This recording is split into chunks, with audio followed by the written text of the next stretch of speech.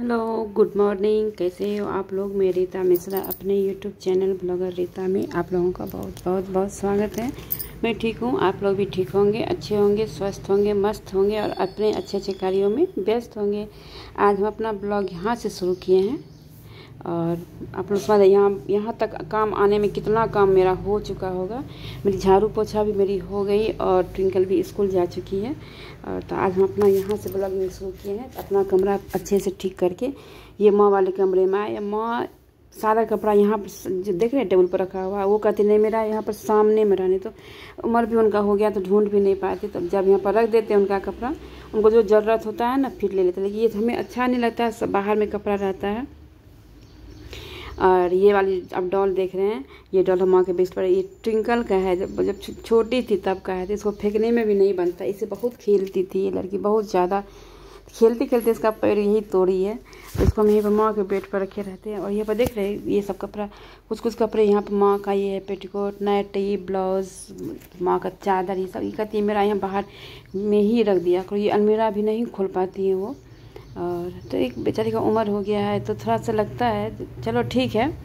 और यहाँ पे मेरी अब सब कमरा सब ठीक हो गई, ये कमरा भी ठीक हो गया है, माँ का भी ठीक कर रहे हैं और मेरा अपना हो गया है सब कोई। माँ का नाश्ता पानी सब हो गया। और आज है आपको थर्सडे, तो आज हमें थर्सडे का पूजा भी करना है। तो ये लाइट, कमरे से निकलो तो तुरंत लाइट ऑफ करना, ये नियम आप लोग भी बना लीजिए। इससे क्या होता है, बिजली की खपत कम होती है। और बहुत लोगों की आदत होती है दिन में भी लाइट जलाए तो जलाइए, अरे ज़रूरत है जला लीजिए, नहीं ज़रूरत है कमरे से निकलिए, लाइट बंद कर दीजिए, फैन को बंद कर दीजिए। और ये छोटी छोटी ध्यान अगर आप लोग हम लोग रख लें तो फिर हम लोग का बजट नहीं हिलेगा।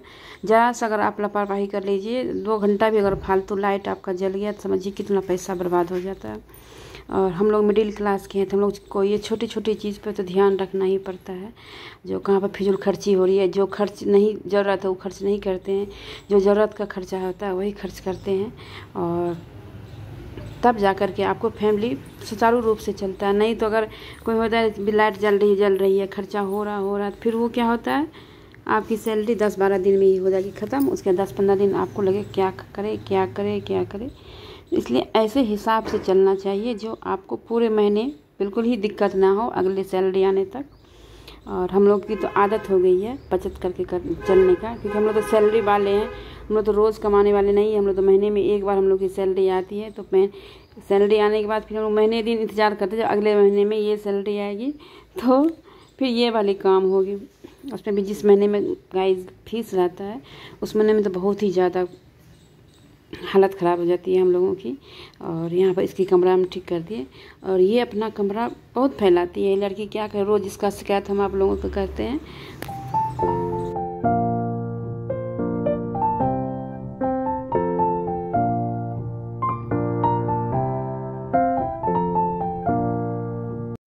और यहाँ पर कुछ सब्ज़ी लिए हैं और बिल्कुल ही सब्ज़ी कुछ भी नहीं था। और बरसात के मौसम में तो ऐसे भी सब्ज़ी बहुत महंगी मिलती है, बहुत ज़्यादा महंगी मिलती है। आपको पता है टमाटर यहाँ पर 80 रुपये किलो है। कोई भी सब्ज़ी ऐसा नहीं है जो खाने लायक है, एक आलू के सिवा। आलू ही एक ऐसी सब्ज़ी है जो हर हमेशा उसका एक ही जैसे रेट रहता है। और यहाँ पर हम नहा धो करके, अब हम आज है बृहस्पतिवार, तो नहा धो करके और अभी हम करेंगे पूजा। आज कपड़ा कम धुलना था, जो डेली यूज वाला कपड़ा 1-2 ठो था बस वही धुले हैं। साबुन सर्फ का यूज़ नहीं किए हैं, हाँ एक में किए हैं। जो ट्विंकल का एक यूनिफॉर्म है आपको इसका गेम का, वो फ्राइडे के दिन उसको गेम का ये हो जाता है, मतलब ऐसा उसका ये गेम का है। वेडनेसडे को है और फ्राइडे को है, बीच में आ जाता है थर्सडे को हमको उसका यूनिफॉर्म को ज़रूर सर्फ से धोना पड़ता है। और समय अवॉइड करते हैं, बच्चे में चल जाता है यार, क्या किया जाएगा। हम अपने वाइफ हस्बैंड में कर लो, लेकिन बच्चों का नहीं हो पाता। कभी गंदी हो गई, कभी स्कर्ट गंदा हो गया, वाइट होता है, कभी धूल लग गई, कुछ ऐसे धोना ही पड़ता है। यहाँ पर अब हम गए रेडी, अब हमें करना है पूजा। तो आज की पूजा में थोड़ा लगती है हमें टाइम, क्योंकि आज है थर्सडे, तो थर्सडे की पूजा में हमें ऐसे भी टाइम लगती है, बहुत ज़्यादा पूजा हो जाता है घर बाहर। तो यहाँ पर हम सबसे पहले दिया बाती और कलश सबको आराम से बैठ करके सबको पहले तैयारी कर लेते हैं। ये 2 दिया है, एक दिया आपको यहाँ भगवान जी के पास से जलाएंगे और एक दिया केला के पेड़ के नीचे में, और कलश में हम स्वास्तिक बना देते हैं। और इससे क्या होता है, मन में एक शांति भी लगती है। और स्वास्तिक बना दीजिए थर्सडे को, तो बहुत शुभ माना जाता है। और भगवान भी खुश होते हैं। तो यहाँ पे मेरी स्वास्तिक बन गई कलश में। ये 2 दिया में, एक दिया जाएगी बाहर में केले के पेड़ नीचे में, और एक दिया यहाँ पर भगवान के पास जलेंगे। और ये गुड़ और चना, इसको अच्छी तरह से पानी जल से धुल करके, पूजा के जल को कभी भी पानी नहीं बोलना चाहिए, जल ही बोलना चाहिए पूजा के पानी को। और अच्छी तरह से इसको जल से हम धुल दिए हैं। कलश में जल दे करके, उसमें थोड़ा सा गंगा जल दे करके, उसमें चना की दाल और गुड़ डाल दिए हैं, और पीला कलर का फूल ये भी देना चाहिए। आप लोग भी ऐसे ही पूजा करते होंगे। आप लोग कैसे पूजा करते हैं प्लीज़ हमें कमेंट करके ज़रूर बताइएगा गाइस। तो यहाँ पे मेरी कलश हो गई है रेडी, और अब मेरी होगी पूजा शुरू। पूजा कथा नहीं पढ़ते हैं क्योंकि हमारी कथा वाली किताब खो गई है, और फट भी गई थी, उसको रख दिए तो कहीं तो खो ही गई। अब हमें मंगाना है कथा वाली। कथा पढ़ने से थोड़ा सा अच्छा लगता है, और हर थर्सडे को हम सोचते हैं और फिर भूल ही जाते हैं। तो यहाँ पर वो जब भगवान की मर्जी होगी तभी आपको आएगा, किताब आएगा।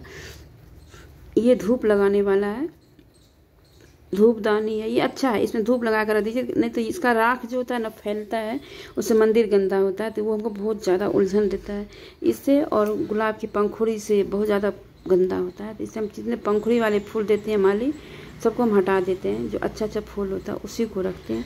यहाँ पर हम धूपदानी में धूप वूप सब प्रिपेयर कर लिए हैं, और पहले आराम से बैठ करके सब में, क्योंकि घी का दिया बनाने में बहुत टाइम लगता है, घी जमा है नहीं जमा, गला नहीं है, तो ये सब ध्यान देना पड़ता है, जल्दी जल्दी नहीं होता। इसको आराम से बैठ के घी का दीप बनाएं, और जब घी पिघल गया थोड़ा सा तब उसमें हम बाती डालें। और मेरी अब यहाँ पर कलश लग गई। भगवान जी को हम चंदन लगा दिए, चंदन कुमकुम और पीला सिंदूर और पीला चंदन, ये सब लगा के पीला फूल ही भगवान विष्णु को चढ़ाएं। छोटा सा ये मंदिर, आप लोग को पता है ये कितने पुराना ये फ़ोटो है। ये जब हम शादी करके आए थे तब हमारी मम्मी, शादी के टाइम में हम बृहस्पतिवार का व्रत करते थे, तो मेरी माँ हमको ये दी थी, समझिए तब से ये है। अब इतना साल हो गया फिर भी हमारा ये अभी तक है। और अब तो थोड़ा बहुत पानी वानी जल उल पड़ा है, तो उससे क्या हुआ है, थोड़ा सा ख़राब हो गया फ्रेम, लेकिन अभी भी है, सही है। और यहाँ पे मेरी पूजा और सब कुछ हो गई है। और इसके बाद यहाँ घर की आरती करते हैं। एक साईं बाबा का आरती करते हैं और एक विष्णु भगवान का आरती करते हैं। और साईं बाबा का भी व्रत हम बहुत किए हैं, और उनका भी कथा हम बहुत पढ़े हैं। तो यहाँ पे मेरी अब सब हो गई है। और इसके बाद वहाँ पे कथा, वहाँ पे आरती उरती करने के बाद जो वहाँ पर कलश लगाए थे उसको उठा के ले आए हैं। और यहाँ पर केले के पेड़ में वो कलश का जो जल होता है उसको यहाँ पर हम डालते हैं, क्योंकि इस जगह पर पूजा करने में सही नहीं होता, क्योंकि ये गेट से बाहर भी है, रोड पे है, तो इसलिए सब कुछ वहाँ कर लेते हैं। और सिर्फ यहाँ पर केले के पेड़ के पास आके दीपक जलाते हैं, धूप जलाते हैं, और जो कलश का जल होता है वो डालते हैं। यहाँ पर मेरी दीपक जल गई थी, लेकिन हवा चल रही है तो बंद हो गई थी, ठीक से नहीं पकड़ा था।